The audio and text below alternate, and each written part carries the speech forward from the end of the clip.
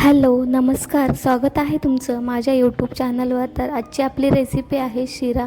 तर एकदम अचूक प्रमाणामध्ये मी खूप छान आणि मस्त असा शिरा बनवून दाखवलेला आहे. खूप छान असा दाणेदार आपला शिरा झालेला आहे आणि एकदम मोकळा फटफटीत झालेला आहे. शेवटपर्यंत नक्की बघा. तर शिरा बनवण्यासाठी इकडे मी कढई ठेवून घेतलेली आहे आणि ती गरम झाल्यानंतर आपण अर्धी वाटी तूप घालणार आहोत. आणि ते तूप गरम झाल्यानंतर त्याच वाटीने 1 वाटी रवा घालायचा आहे. मी 1 वाटीला थोडासा कमी घेतलेला आहे. आणि आता ते हलवून घ्यायचं आहे चांगलं एकसारखं.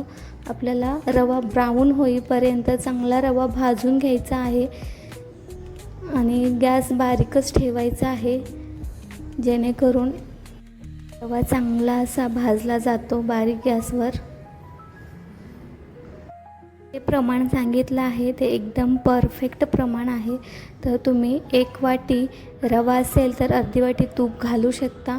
आणि जर तुम्हाला जास्त प्रमाणामध्ये रवा बनवायचा असेल, म्हणजे शिरा बनवायचा असेल, तर 2 वाटी रवा असेल तर 1 वाटी तूप घालायचं आणि 2 वाटी गूळ किंवा 2.5 वाटी गूळ घालायचा. तर मी इकडे 1 वाटी रव्यापासून तुम्हाला शिरा बनवून दाखवत आहे. तर व्हिडिओ शेवटपर्यंत बघा.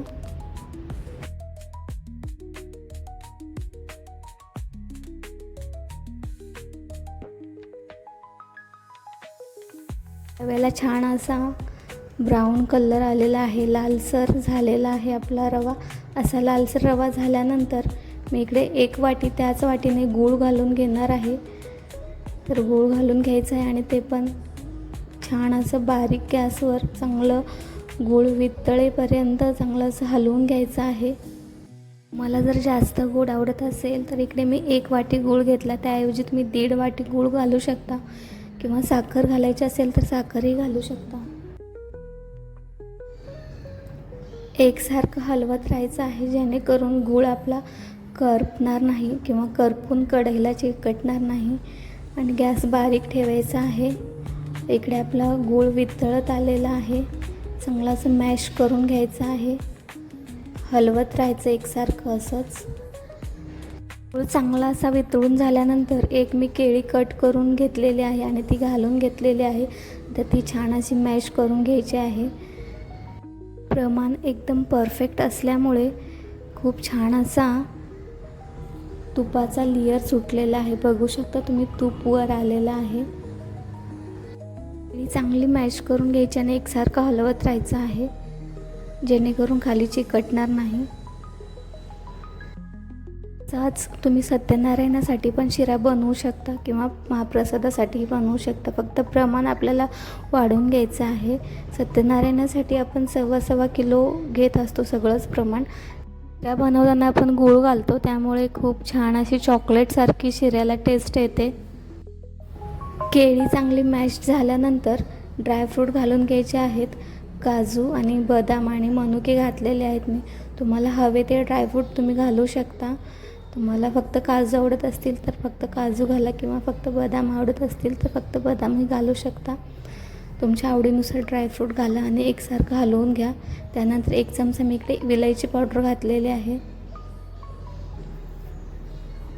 ते पण छान असं हलवून घेऊयात आपण. आणि आता त्याच वाटीने 1 वाटी मी इकडे दूध घातलेलं आहे. 1 वाटी दूध आणि 1 वाटी मी पाणी घालणार आहे. जर जास्त दूध आवडत असेल तर 2 वाटी दूध घालू शकता.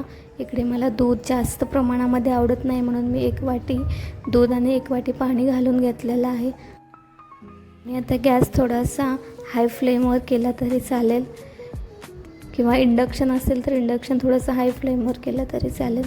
आणि छान असं आता मिक्स करून घ्यायचं आहे, एकसारखं हलवत राहायचं आहे. इकडे बघू शकता तुम्ही, तूप आपलं वर आलेलं आहे, म्हणजे प्रमाण एकदम परफेक्ट आहे. आणि छान असा आता आपला शिरा घट्ट होत आलेला आहे.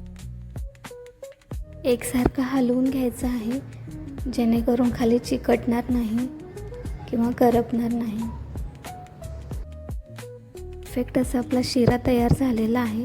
आता आपण गॅस बंद करून 5 मिनिटे झाकण ठेवायचं आहे, जेणेकरून छान असा अजून आपला शिरा छान असा फुलेल वाफेने. आणि इकडे बघू शकता छान असा रवा आपल्याला फुललेला आहे. इकडे मी जाड रवा घेतला होता, त्यामुळे अजूनच दाणेदार आणि खूप छान असा फटफटीत शिरा झालेला आहे. आणि प्रसादासाठी हा शिरा खूप मस्त आणि एकदम परफेक्ट आहे. जर तुम्हाला बारीक रवा आवडत असेल तर बारीक रवा पण यूज करू शकता. रेसिपी कशी वाटली नक्की सांगा. आवडली असेल तर लाईक करा. चॅनलवर नवीन असाल तर चॅनलला सबस्क्राईब करा. चला तर भेटूया नेक्स्ट व्हिडिओमध्ये. तोपर्यंत बाय बाय.